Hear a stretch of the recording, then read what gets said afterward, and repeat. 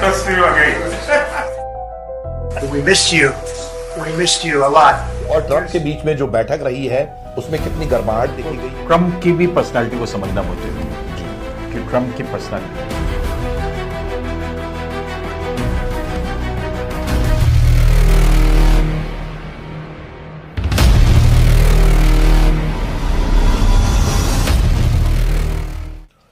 नमस्कार दोस्तों, आपका एक बार फिर से स्वागत है। और आज हम बात कर रहे हैं भारत और अमेरिका के बीच जो बायलैटरल टाइज हुए हैं, ट्रेड के जो व्यापार समझौते हुए हैं, उसके अलावा मोदी और ट्रंप के बीच में जो बैठक रही है उसमें कितनी गर्माहट देखी गई, क्या उसका नतीजा निकलेगा।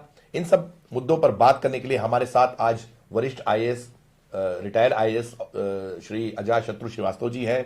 वो इन मामलों का अध्ययन करते हैं, उनकी पकड़ है बहुत सारी इन इश्यूज पर। तो आम हमारे दर्शकों के लिए हम ये कोशिश करते हैं कि एक सही सरल शब्दों में उनको ये अपनी बात पहुंचा सकें। सर, आपका बहुत बहुत स्वागत है।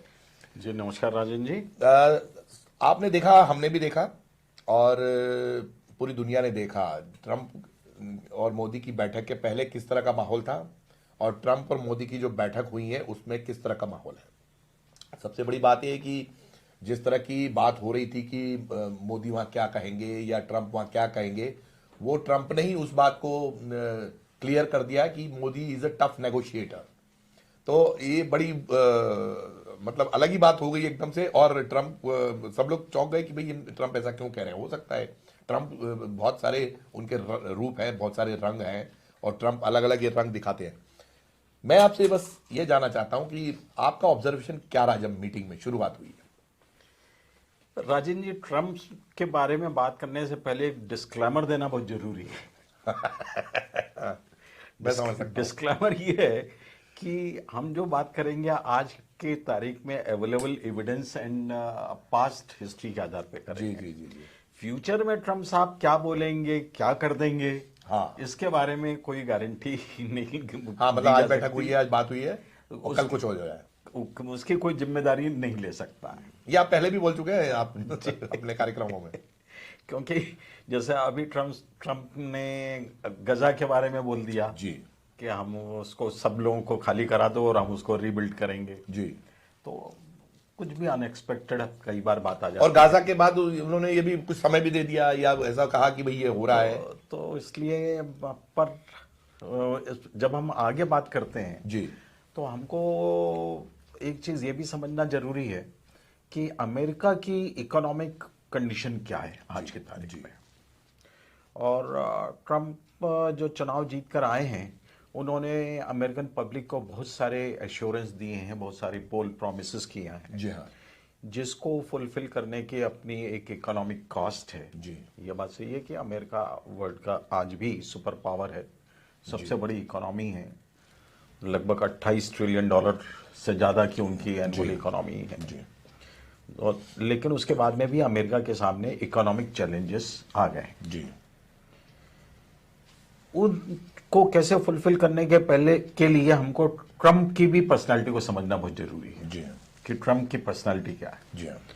ट्रंप की पर्सनालिटी समझने के लिए उन्होंने एक किताब लिखी थी, the art of the deal, करीब 384 पेज की है और वो लोगों को पढ़ना चाहिए। उसमें उसको पढ़ने से हमको ट्रंप साहब की पर्सनालिटी के बारे में आइडिया होता है। मैं बहुत नटशेल में उस बुक का यदि कोई निचोड़ बताऊं जी, तो उसमें उन्होंने कुछ पॉइंट्स को हाईलाइट किया है।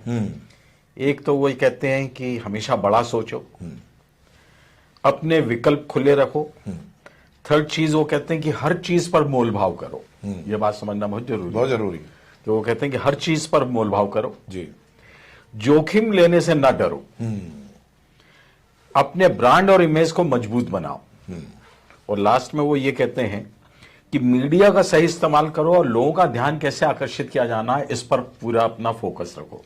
मुझे ऐसा ध्यान आता है कल ट्रंप गुजरात गए थे तो वो बहुत कुछ सीख के आए। मतलब मुझे ये तो वहां की ट्रेड पॉलिसी है एक तरह से जो उन्होंने किताब में लिखी है। हर एक आम गुजराती जो है व्यापार अगर उससे सीखना हो तो ये सब फॉर्मूले आराम से बता सकता है वो। अब इसके नेक्स्ट स्टेप में हम आते हैं, जब हम ट्रंप एंड मोदी साहब के जो चर्चाओं के बारे में कुछ विश्लेषण करें तो हमको अमेरिका की इकोनॉमिक पॉलिसी भी समझना जरूरी है। क्योंकि जो दो कंट्री की जो भी डिस्कशन होते हैं, जो भी एग्रीमेंट होते हैं जी, वो कोई फ्री लंच किसी एक कोई भी कंट्री दूसरी कंट्री को फ्री लंच नहीं देता। म्यूचुअल इंटरेस्ट को सर्व करने का ही एग्रीमेंट होता है। जी जी। अमेरिका के सामने भी इकोनॉमिक चैलेंजेस हैं। वहां पे 2024-25 में एम्प्लॉयमेंट रेट में जो ग्रोथ है वो बहुत ही कम है जी। 2025 में उन लोगों की एनालिसिस ये है कि जो बड़ी कंपनीज हैं वो जॉब कट करने वाली हैं जी जिससे उपभोक्ता खर्च और व्यावसायिक निवेश में कमी आएगी जी। इकोनॉमी में कंस्ट्रेंट आएगा। मतलब कंज्यूमर भी कम खरीदेंगे ना, वो उनका स्पेंडिंग कम हो जाएगी, सामान कम खरीदेंगे। जो ट्रम्प साहब ने पोल प्रॉमिस किया है कि आयात पर हम प्रोटेक्शन देंगे, उसमें टैरिफ बढ़ाएंगे, तो उसका एडवर्स इफेक्ट भी आएगा। सिर्फ पॉजिटिव इफेक्ट नहीं आएगा, एडवर्स इफेक्ट भी आएगा जी।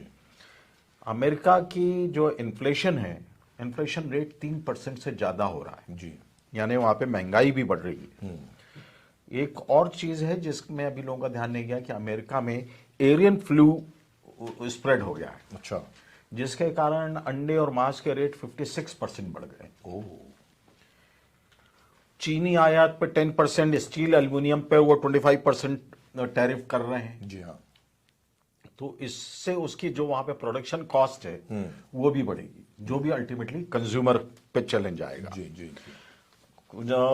ट्रेड वार जो शुरू होने की संभावना लगती है यूरोप के साथ में, चीन के साथ में, तो उसका भी पॉजिटिव इफेक्ट भी है और निगेटिव इफेक्ट भी है। इन सारे चैलेंज के बीच में ट्रम्प को अपनी कंट्री की पॉलिसी को बनाना है।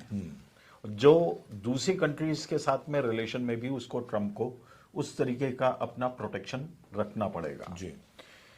अवैध प्रवासियों का उनका पोल प्रॉमिस था कि जितने इलीगल इमिग्रेंट्स हम सबको बाहर करेंगे। ठीक है, जो इलीगल इमिग्रेंट्स हैं लीगली गलत है, ठीक है, बिना वीजा पर क्या नहीं जाना चाहिए था, ठीक है, पर चले गए। लेकिन जब उनको निकाला जाएगा तो अमेरिका में लेबर की भी शॉर्टेज होगी। जो वहां पे एग्रीकल्चर में, फैक्ट्रीज में नंबर ऑफ इलीगल इमिग्रेंट्स काम कर रहे हैं, जब इनको हटाया जाएगा या इनको बंद किया जाएगा तो उसका इम्पैक्ट वहां पर भी आएगा। अच्छा। ट्रंप ने एक पोल प्रॉमिस और किया हुआ है कि हम टैक्स में रिबेट करेंगे, टैक्स कम करेंगे हम अमेरिकन जनता के लिए, अमेरिका जनता के लिए। जी। इंफ्रास्ट्रक्चर हम में एक्सपेंडिचर बढ़ाएंगे। तो उससे जो फेडरल गवर्नमेंट का जो बजट है उसका घाटा बढ़ेगा। इसके अलावा जो ट्रम्प की पर्सनालिटी के कारण वहां की पॉलिसीज में एक इनस्टेबिलिटी है, उसका भी एक इफेक्ट इन बिजनेस में आएगा। जी। इवन अभी 1 महीना पहले वहां पर मिशिगन यूनिवर्सिटी ने एक सर्वे किया है और उन्होंने ये बताया कि कंज्यूमर का जो इंडेक्स है, जो उनका इमोशन इंडेक्स है, वो उसमें गिरावट दर्ज की है। कॉन्फिडेंस वो कुछ लूज कर रहे हैं। अच्छा। इन सब चीजों के बीच में, इसके लाइट में, इसके रेफरेंस में हमको इंडिया एंड अमेरिका के ट्रेड जो अभी डिस्कशन जो भी समझौते हुए हैं उसको जो चर्चा हुई, हाँ, उसको हमको देखना पड़ेगा। उसके अनुसार पर हमको अप्रिशिएट करना बिटवीन द लाइंस, इन सब इस माहौल के बीच में, इन सब चीजों के बीच में ये स्थितियां। सर एक आपने बात कह दी, मैं थोड़ा सा ये कहना चाहता हूं कि देखिए जो इलीगल इमिग्रेंट्स को लेकर जो पूरे देश में, भारत में बवाल मच रहा है कि हथकड़ी लगा के और इनको भेजा गया, और विदेश मंत्री ने ये कहा कि अमेरिकन रूल के अनुसार उनका यही रूल है, और शायद मोदी जी ने भी एक अपने भाषण, अपने उनकी तरफ से जो मैसेज आया है कि भाई अवैध रूप से ना जाएं, जो है आपको जाना है तो पास बाकायदा वो वीजा लेके जाएं, वो जाएं वहां पे काम करें, उतने समय तक रहें अगर आपको मिलता है चांस। लेकिन इलीगल इमिग्रेंट्स तो वो उस तरह से नहीं मानते। सबसे बड़ी बात ये आई है कि क्या ये गलत है हथकड़ी लगा के वापस उनको इंडियंस को भेजना। आज अभी जब हम बात कर रहे हैं, इंटरव्यू कर रहे हैं, तो 2 प्लेन और आ रहे हैं, अमृतसर में लैंड करेंगे और उनको फिर से हथकड़ी लगा के वो उतारा जाएगा। देखिए सबसे बड़ी बात यह कि इंडिया का स्टैंड इसमें यह है कि ये लोग जो है, कई लोग तो असाइलम शरणार्थी के रूप में जा रहे हैं बहुत दूसरी कंट्रीज में, कई लोग जो है वो इलीगल ट्रेड्स के जरिए जा रहे हैं, रूट भी इलीगल है उनका, जो कि वो साउथ अमेरिका से जा रहे हैं और भारत को छोड़ना चाहते हैं। उनका कहना है कि हमें भारत में नहीं रहना है। इसमें जो है जो जितनी भी बातचीत हुई है ये बहुत खुल के सामने नहीं आई है। तो क्या आपको लगता है कि ये मुद्दे पर जो है भारत सरकार चुप है या भारत सरकार को कोई स्टैंड लेना चाहिए? कि भारत सरकार ने स्टैंड लिया है जी। अब हर कंट्री के अपने लोकल लॉज हैं, हाँ। राइट। सऊदी अरब है, सऊदी अरब में या अदर जो गल्फ कंट्रीज हैं जी। वहाँ पे बहुत सारे ऐसे पेटी क्राइम्स हैं जी। जिसमें वहाँ पर पब्लिक प्लेस में उनका कैपिटल पनिशमेंट दे दिया जाता है। हाँ, Correct? बाहर से जो आ रहे हैं इंडियंस को लिए हुआ है और वो अपने लोकल सिटीजन को भी दे देते हैं। ईरान में हुआ था, उनका लोकल एक्ट है, भारतीयों का हुआ था। उनका अपने लोकल एक्ट है जी। कि उनके वहां पे जो क्राइम सर्टेन क्राइम्स हैं जी। जिसमें कैपिटल पनिशमेंट है वहां पे पब्लिक प्लेस में भी देने का प्रोविजन है। जी। हमारी कंट्री के अपने अलग रूल हैं। हमारी कंट्री में भी 80s तक और साधारण से साधारण जुर्म में भी जब किसी एक्यूज्ड को कोर्ट में प्रोड्यूस किया जाता था तो उसको हथकड़ी लगाई जाती थी। फिर बाद में high court and supreme court ने इसमें इंटरवीन किया और उन्होंने कहा यह ह्यूमन राइट्स का वायलेशन है और इस तरीके के हैंडकफ्स नहीं किए जाने चाहिए। तो इंडिया में हैंडकफ्स किया जाना बंद कर दिया गया। लेकिन अमेरिका में कोई भी यदि किसी भी प्रकार का संदेहास्पद व्यक्ति है जी। आपने यदि हॉलीवुड की फिल्म देखी हो जी। तो उसमें सबसे पहले जो वहां के पुलिस है वो हैंडकफ करती है। और आजकल तो लाइव आ रहा है, लाइव चेज, पुलिस चेज करती लाइव आ रहा है आजकल तो। वो सबसे पहले हैंडकफ करते हैं, टीवी चैनल्स पे देख सकते हैं। और अमेरिका का ये लॉ है। और इवन कि अगर वो आदमी हैंडकफ अगर नहीं हो रहा है और वो कुछ Resist हाथ कर हिलाता रहा है, है, रजिस्ट कर रहा है तो उसको गोली मारने का उसको आदेश गोली मारने का। यदि उसने सरेंडर नहीं किया है, जी। जमीन पे नहीं लेटा है जी। और हाथ पीछे नहीं किया है तो वहां के जो लॉ के अनुसार पे अमेरिकन पुलिस सेल्फ डिफेंस में उसको गोली मार सकती है। हर तो साल हम घटना ये सुनते मुद्दे हैं। पर लेकिन चर्चा अभी भी रहेगी। और दूसरी इंडिया का जो लॉ है, इंडिया के लॉ में और उनके उसमें फर्क है। फर्क है। जी। हम लौटते हैं सर उसी चर्चा पे कि अब आपने चूंकि यूएस की इकोनॉमी पर एक बिल्कुल एक बहुत अच्छी तरह से एक ब्रीफ समरी दी है और अमेरिका की क्या स्थिति है। अब हम जब ये इस ट्रम्प की धमकियों के, और ट्रम्प ऐसा धमकियां बोले जाता है, उसको चेतावनी बोला जाए, या ट्रम्प की तरफ से एक शुरुआती जिस तरह से उन्होंने जैसे मैंने बताया ना उनकी पर्सनालिटी में पर्सनालिटी मोलभाव में करो, ही है। हाँ, हर चीज में मोलभाव करो। अब जब उसके बाद ये सब पहले हुआ, अब जब मोदी जब मिले उनमें, तो क्या आपको लगा एक गर्मजोशी थी उनके मिलने में? एक जिस तरह से ट्रंप ने उनको बुलाया और इवन की ये भी कह दिया, मतलब बहुत सारे लोग तो बोल रहे थे कि मोदी जी को अपने शपथ ग्रहण समारोह में नहीं बुलाया, और ट्रंप वहां जब मोदी जी पहुंचे तो बोल रहे थे कि वी मिस्ड यू। इसके अलग अलग कई अर्थ निकाले जा रहे हैं।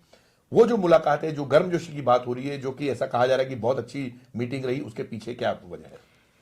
इस पे किसी नतीजे में पहुंचने के पहले हमको जो ट्रम्प का फर्स्ट टर्म था उसको भी समझने की जरूरत है। जी। उस समय जो ट्रम्प एंड मोदी जी के बीच में जिस तरीके के रिलेशन थे, जिस तरीके का हाउडी मोदी हुआ, जिसमें 50,000 से ज्यादा लोगों ने मोदी जी और ट्रम्प के कार्यक्रम को में पार्टिसिपेट किया।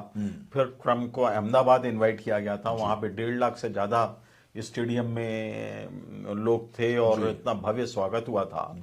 तो ट्रम्प और मोदी जी के बीच में संबंध उस टर्म में भी बहुत ही वार्म रहे। और इस समय भी जब फिर से वो प्रेसिडेंट बने हैं, और जिस तरीके से अभी वॉशिंगटन में मोदी जी को रिसीव किया गया और मोदी जी का जो वहां पे चर्चाएं हुई, यदि आपने एक वीडियो शॉट देखा हो कि वो मोदी जी जब बुक में कुछ नोट लिखने के लिए बैठ रहे थे तो ट्रम्प साहब उनकी कुर्सी खींच रहे थे और उनका बैठने का था। और जो बुक में आपने बताया कि बुक में उन्होंने लिखा mister prime minister you are great. हाँ, उनकी जो किताब है आवर जर्नी टुगेदर, तो वो दोनों के तो ये एक हेड ऑफ द स्टेट का दूसरे हेड ऑफ द स्टेट को ये लिख देना बहुत बड़ी चीज है। और अमेरिका अल्टीमेटली है तो सुपर पावर है। और यदि आपने ध्यान दिया हो कि मोदी जी के साथ में उनका जो प्रेस कॉन्फ्रेंस भी हुई जी, उसमें उन्होंने मोदी जी को हमेशा अपने मित्र के रूप में ही डिजिग्नेट किया हुआ है जी।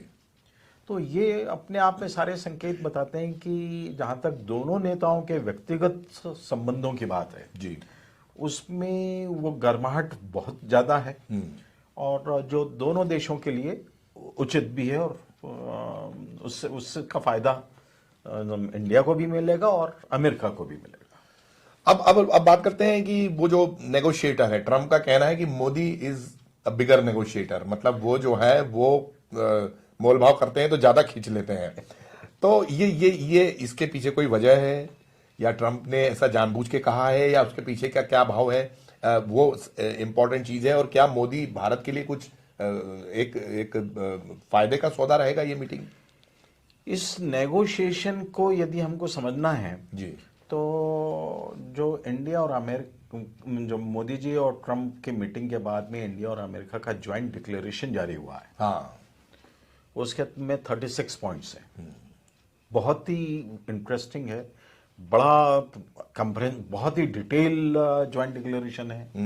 और उसमें दोनों देशों के इंटरेस्ट को प्रोटेक्ट भी किया गया और प्रमोट भी किया गया। अच्छा, और चूंकि अब नया ग्लोबल ऑर्डर भी बन रहा है, पूरे दुनिया में बहुत सारे चेंजेस हो रहे हैं, उस संदर्भ में उस जो ज्वाइंट डिक्लेरेशन है इंडिया एंड अमेरिका का, उससे हमको समझ में आता है कि इंडिया ने अपना होमवर्क बहुत अच्छा किया था। और जो नेगोशिएशन डील हुए हैं, जो अमेरिका की प्राथमिकताएं हैं, अमेरिका की जो अभी आवश्यकताएं हैं जी, उनको भी इस ज्वाइंट डिक्लेरेशन में उसका तवज्जो दी गई है। क्योंकि जैसा मैंने आपको पहले भी कहा कि कोई भी जो विदेशी संपर्क होते हैं, संबंध होते हैं, उसमें कोई फ्री लंच नहीं होता है। तो यदि इंडिया को अपने कुछ बेनिफिट चाहिए तो अमेरिका के भी इंटरेस्ट प्रमोट एंड प्रोटेक्ट करने की जरूरत है। वो उस ज्वाइंट डिक्लेरेशन में बहुत अच्छे तरीके से समाहित की गई। जी, तो कुछ आप मुझे हमें बताइए, खासतौर पे हमारे लोग ये देखना चाह रहे हैं कि एक्चुअली अमेरिका हथियार तो बेचना चाहता था, और उसके अलावा अमेरिका जो है वो अपना घाटा किस तरह से पूरा करे उसको लेकर भी है। तो ऑयल इंपोर्ट और दूसरी चीज़ों पे, गैस के एक्सपोर्ट पे और ऑयल एक्सपोर्ट पे वो ज़्यादा ध्यान दे रहा है ताकि वो जो चीज़ कवर हो सके।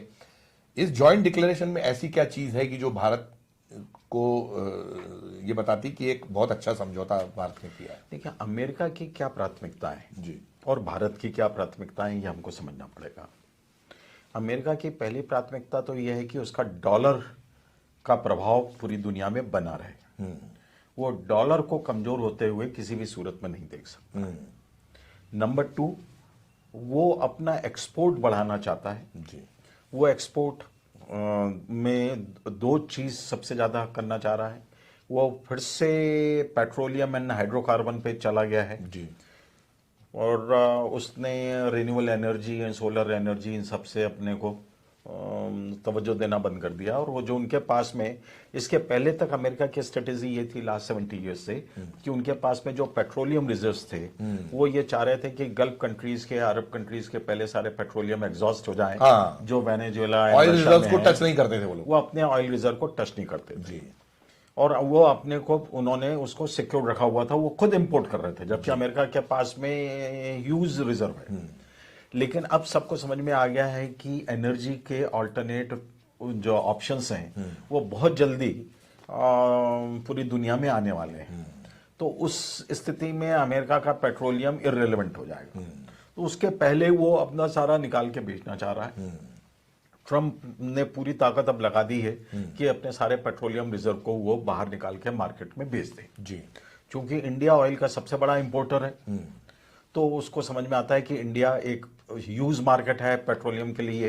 अभी इंडिया जो ईरान एंड रशिया से पेट्रोलियम परचेज कर रहा है, वेनेजुएला से कर रहा है, वो ये चाहता है कि ये सारे जो मार्केट में ना जाके अमेरिका से ही सारा का सारा प्रोक्योरमेंट करे। और इंडिया ग्रीन एनर्जी की तरफ बहुत तेजी से बढ़ भी रहा है। रिन्यूएबल एनर्जी में हम जो 100 गीगावाट से ज्यादा सोलर एनर्जी जनरेट करने वाले हैं। जी। और इंडिया ने बहुत सारे कमिटमेंट किए हुए थे क्लाइमेट चेंज पे कि 2070 पे हम नेट जीरो पे आ जाएंगे।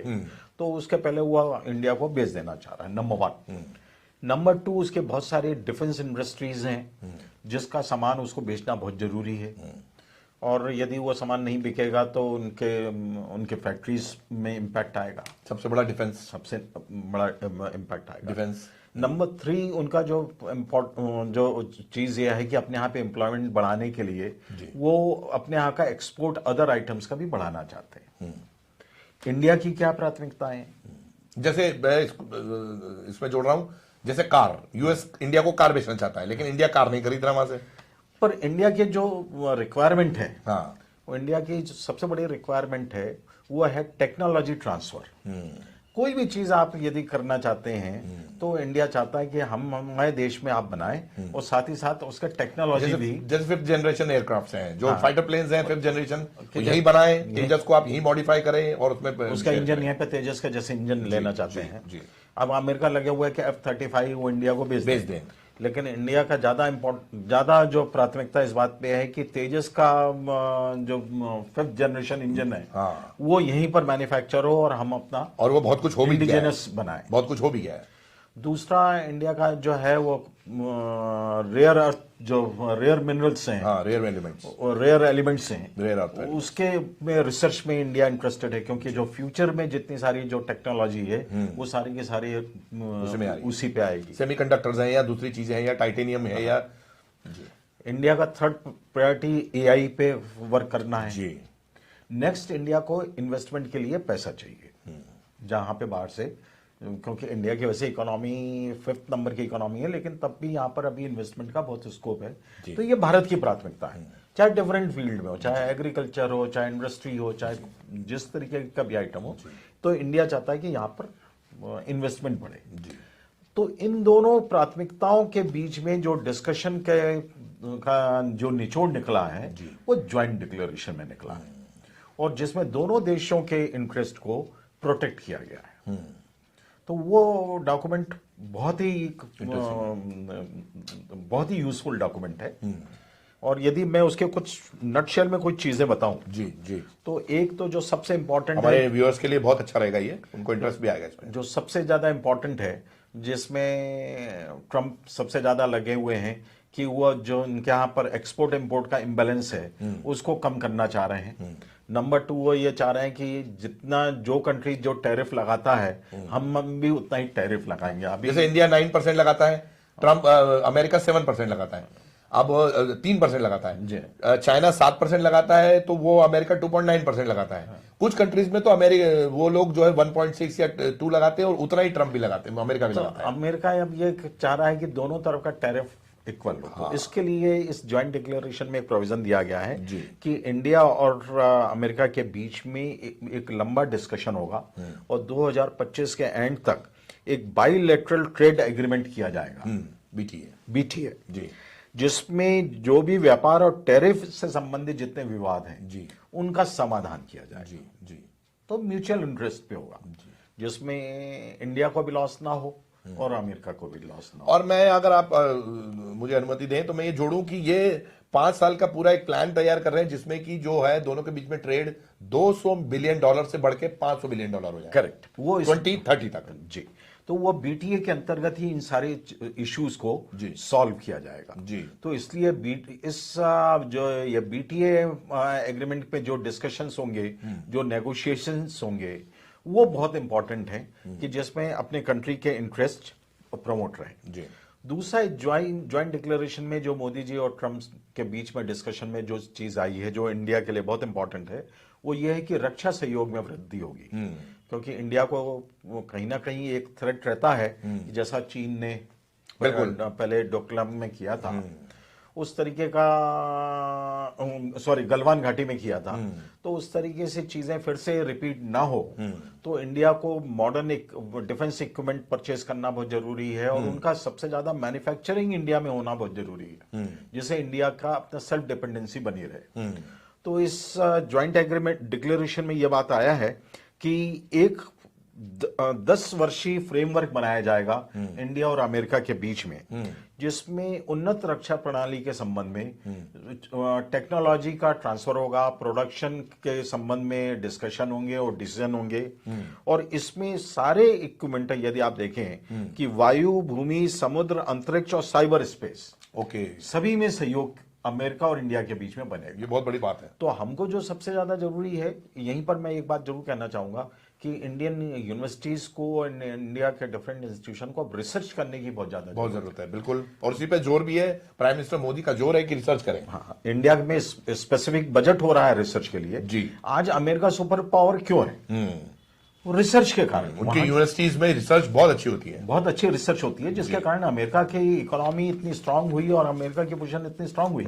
इंडिया में अभी तक वही फॉर्मूला चाइना ने भी अपनाया है, उनकी यूनिवर्सिटीज में भी अभी बहुत तेजी से बढ़ गया है और मुझे लगता है चाइना सरपास कर गया अब तो कई कंट्रीज को रिसर्च में किया। तो इंडिया में भी आप रिसर्च पे यूनिवर्सिटीज को, चाहे गवर्नमेंट यूनिवर्सिटीज हो चाहे प्राइवेट यूनिवर्सिटीज हो या जो रिसर्च इंस्टीट्यूट्स हैं, उनको इसमें सबसे ज्यादा काम करने की जरूरत है। अभी हम जो अमेरिका के साथ में डिस्कशन कर रहे हैं, उनसे जो उन्होंने रिसर्च किया हुआ है, जो उनके टेक्नोलॉजी, उसके ट्रांसफर के लिए हम रिक्वेस्ट कर रहे हैं।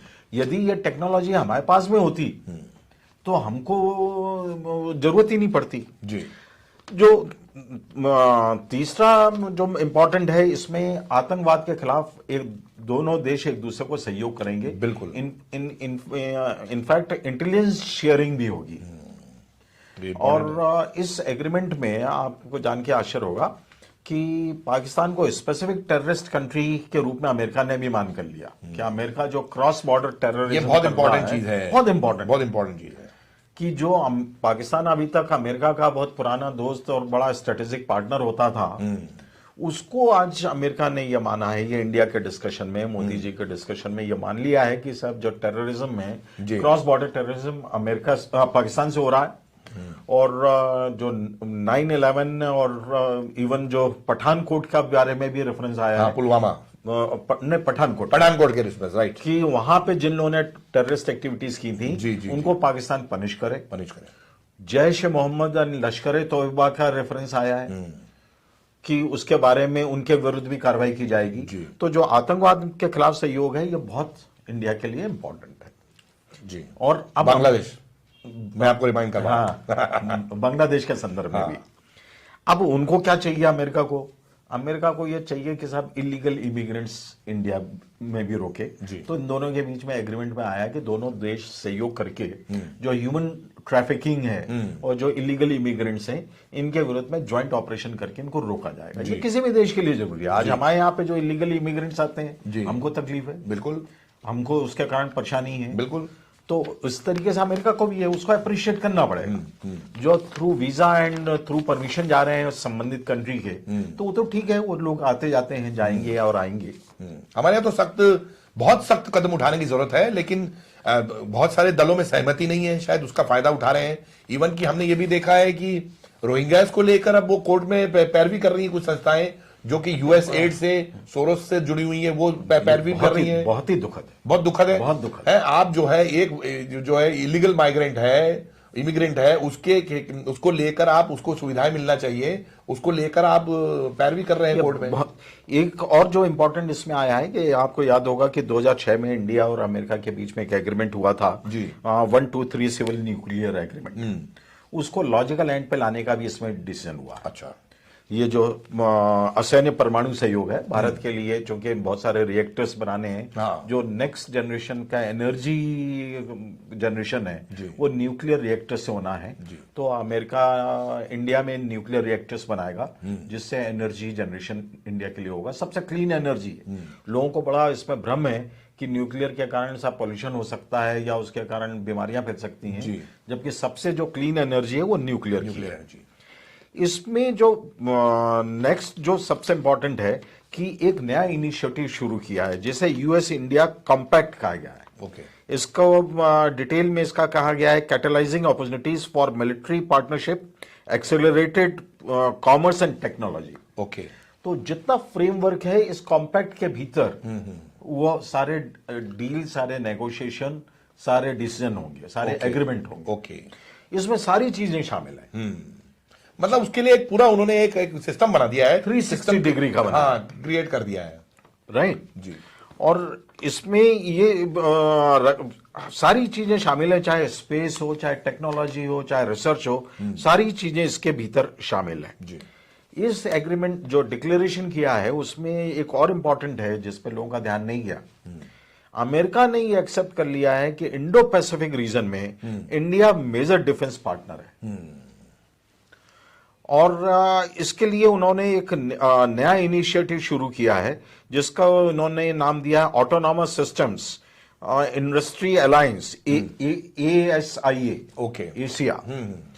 और जिसमें वो इस इंडस्ट्री पार्टनरशिप को स्केल अप करेंगे और इंडो पैसिफिक में जो प्रोडक्शन एंड सप्लाई चेन है उसमें इंडिया की उन्होंने इंपॉर्टेंस एंड अहमियत मान ली है। ये बहुत इंपॉर्टेंट चीज है, ये तो Right? ये बहुत महत्वपूर्ण चीज। और इंडो पैसिफिक के लिए जो नेट सिक्योरिटी है उसके लिए उन्होंने इंडिया को मान लिया कि इंडिया ही इंडो पैसिफिक रीजन में जिसमें नंबर ऑफ कंट्रीज हैं वहां पे इंडिया नेट सिक्योरिटी प्रदान कर सकता है जी। अब इसमें एक और इनिशिएटिव एक उन्होंने स्टार्ट किया है जी। यानी इसमें नंबर ऑफ इनिशिएटिव्स हैं इस एग्रीमेंट में जिसका नाम दिया है यूएस इंडिया ट्रस्ट। इसका मतलब है transforming the relations utilising strategic technology. जो टेक्नोलॉजी ट्रांसफर होगी वो इस इनिशिएटिव के अंतर्गत होगी और इसमें क्रिटिकल एंड इमर्जिंग टेक्नोलॉजी के बारे में एग्रीमेंट एंड डिसीजंस होंगे, चाहे वो डिफेंस हो, आर्टिफिशियल इंटेलिजेंस हो, सेमीकंडक्टर्स हो, बायोटेक्नोलॉजी हो, एनर्जी हो, स्पेस हो, सारी चीजें इसमें शामिल हैं। और क्रिटिकल मिनरल्स के रिसर्च के बारे में भी इंडिया का इनके साथ अमेरिका के साथ में एग्रीमेंट हुआ है। बिल्कुल। और एक और इम्पोर्टेंट चीज है इसमें कि क्वाड को तो अमेरिका ने फिर से स्ट्रेंथन करने के लिए डिजाइन कर लिया क्योंकि quad Trump and Modi ji ने पहले शुरू किया था। राइट। फिर बाद में बाइडेन का बहुत ज्यादा इसमें इंटरेस्ट नहीं रह गया था, लेकिन अब ट्रंप का ही चूंकि ये इनिशिएटिव था क्वाड, तो वो क्वाड को फिर से स्ट्रेंथन करेंगे जिसमें India and America, Japan, Australia एक इंपॉर्टेंट कंट्रीज है। इसके अलावा जो इंडिया यूरोप कॉरिडोर की एक आज से 6-8 महीने पहले आपने बात सुनी थी और उसमें अभी काम शुरू नहीं हुआ, तो इस ज्वाइंट डिक्लेरेशन में यह तय हुआ है कि इस कॉरिडोर को भी आगे बढ़ाया जाएगा और इस कॉरिडोर को अल्टीमेटली यूरोप से अमेरिका भी एक्सटेंड किया जाएगा। ओके। अभी फर्स्ट स्टेप में इंडिया एंड यूरोप कॉरिडोर को डेवलप करेंगे। ओके। अच्छा, और मतलब ये चाइना के सिल्क रूट का जवाब है। हाँ हाँ। तो ये सारे के सारी चीजें इस ज्वाइंट डिक्लेरेशन में आई हैं। अब जो आगे के 4 सालों में इस ज्वाइंट डिक्लेरेशन के अंतर्गत इंडिया एंड अमेरिका के जो जिस लेवल पे डिस्कशंस एंड डिसीजंस होंगे वो हमको देखने की जरूरत है।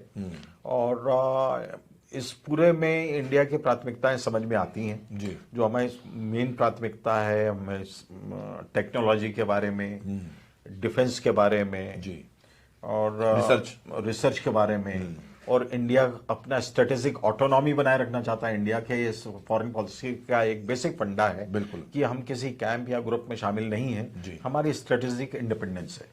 इसमें H1B वीजा और ये सब मुद्दे बहुत ज्यादा अहमियत नहीं, क्योंकि ट्रंप उस पर पहले बोल चुके हैं हम। हाँ, है ना, कि हम जो लोग जो यहाँ पे टेक्नोलॉजी या दूसरे क्षेत्रों में हमारे सहयोगी हैं, भागीदार हैं, वो उनको वहां से नहीं निकाला जाएगा। उसमें एक पैरा आया है जो उस पैरा इंडिकेट करता है कि मोदी जी ने कहीं ना कहीं इस चीज को टच कर दिया है। हाँ।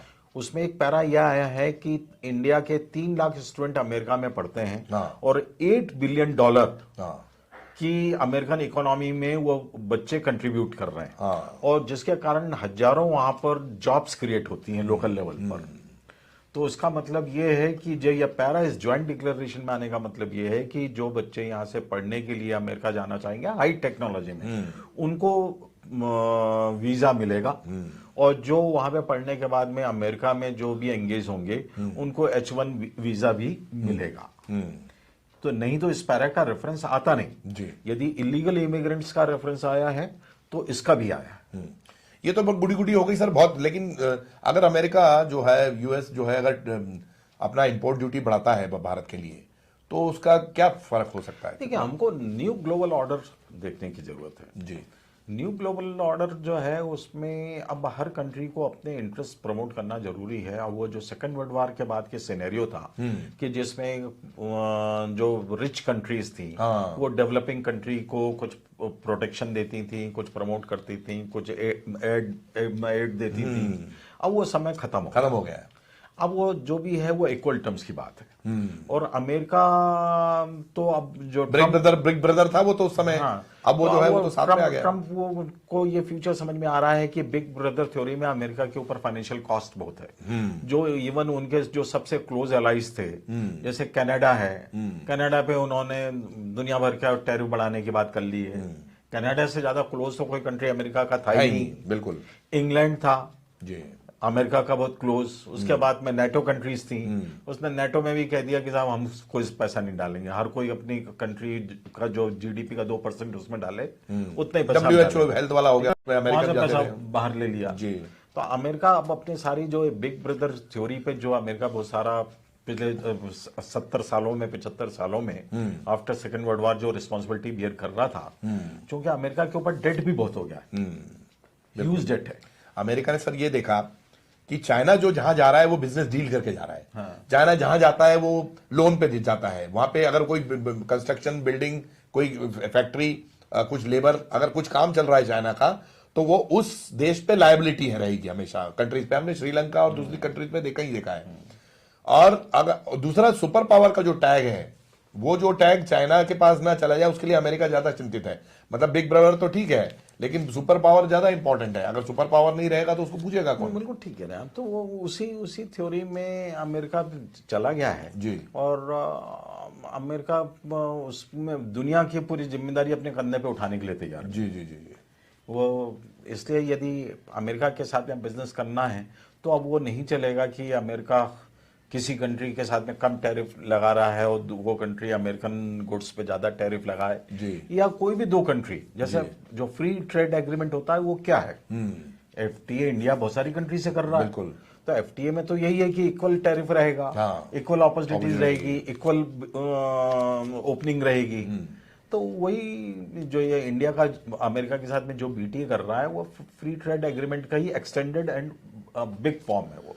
क्या इसमें जो इन्वेस्टर्स हैं फॉरेन के, चूंकि भारत का शेयर मार्केट बीच में काफी गिरा है अभी, जो फॉरेन इन्वेस्टर्स हैं, तो ये इन सब चीजों की एग्रीमेंट्स के बाद जो जिस तरह से थोड़ा सा ऐसा लग रहा है स्ट्रेंथन हो सकता है, या होगा या नहीं होगा, क्या फॉरेन इन्वेस्टर्स जो है वो भारत में बने रहेंगे या पैसा वापिस आएगा? या ये तो बहुत सारे फैक्टर्स से पैसा आता और जाता है जी। मैं इतने सालों से शेयर मार्केट को देख रहा हूँ।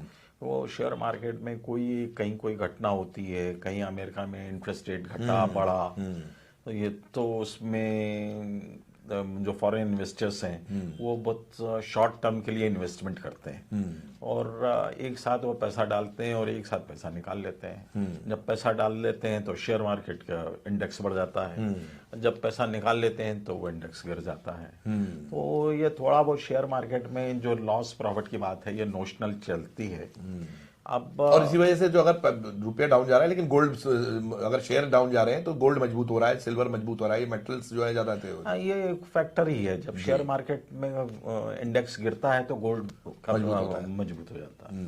तो ये उसके साथ में उससे जुड़ा हुआ है। कुल मिला के सर किस नजर से देखते हैं आप? मैं आपको इस पूरे इंटरव्यू को अगर मैं अब इसका कंक्लूजन करूं तो आप, मोदी जी अब रात में, जैसा कि हम अब बात कर रहे हैं, तो मोदी जी वापस लौट रहे हैं बाहर, और संभवतः ऐसे बहुत सारे मुद्दे होंगे जिस पर कि बहुत क्लैरिटी भी आएगी, क्योंकि विदेश मंत्री जयशंकर भी उनके साथ में थे। कुल मिलाकर इस मीटिंग को आप हिस्टोरिक बोलेंगे क्या? एक्चुअली हिस्टोरिक मीटिंग है, जो ज्वाइंट डिक्लेरेशन आया है वो हिस्टोरिकल है जी। अब इसका कितना इम्प्लीमेंटेशन अमेरिका की जो इंस्टीट्यूशंस है वो कितने सीरियस हैं और इंडिया के इंस्टीट्यूशंस इसको कितना एक्सप्लॉइट कर पाते हैं, उस पर पूरी स्टोरी डिपेंड करेगी। हमारे से बात करने के लिए बहुत बहुत शुक्रिया सर आपका।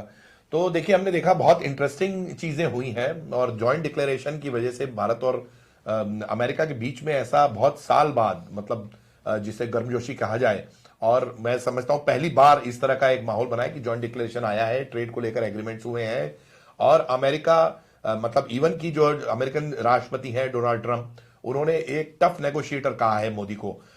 मोदी के क्रिटिक्स इस बात को लेकर बहुत ज्यादा वोकल हैं कि बहुत सारी चीजें जो होनी चाहिए थी वो साफ तौर पे नहीं आई। मैं समझता हूं कि हमें पॉजिटिव पॉइंट्स भी देखने हैं कि भारत की तरफ से अगर ऐसे बहुत सारी चीजें जिन पर डील हुई हो, जैसे भारत अपने खुद पे फैसला लेगा कि डिफेंस के लिए उसको F-35 चाहिए या Su-57 चाहिए, तो जब भारत इस बात पे अपना फैसला खुद लेने की में सक्षम है, तो ऐसे बहुत सारे ऐसे मुद्दे हैं जिस पर भारत अपने खुद के इंटरेस्ट के लिए फैसले लेगा। और मोदी ने ये बिल्कुल क्लियर किया है, प्रधानमंत्री जी ने, कि अमेरिका के साथ जो भी नेगोशिएट है वो एक पूरा एग्रीमेंट बना के और दोनों पक्षों पे विचार करके फिर कुछ नतीजे पहुंचा जाएगा। इस मुद्दे पर अगर आपकी कोई राय हो, इस मुद्दे पर आप कुछ कहना चाहते हो तो हमें कमेंट बॉक्स में जरूर लिखिए, और आप क्या सोचते हैं दोनों देशों के बारे में, इस बैठक के बारे में, वो भी जरूर लिखिए। हमारे साथ बने रहने के लिए बहुत बहुत शुक्रिया।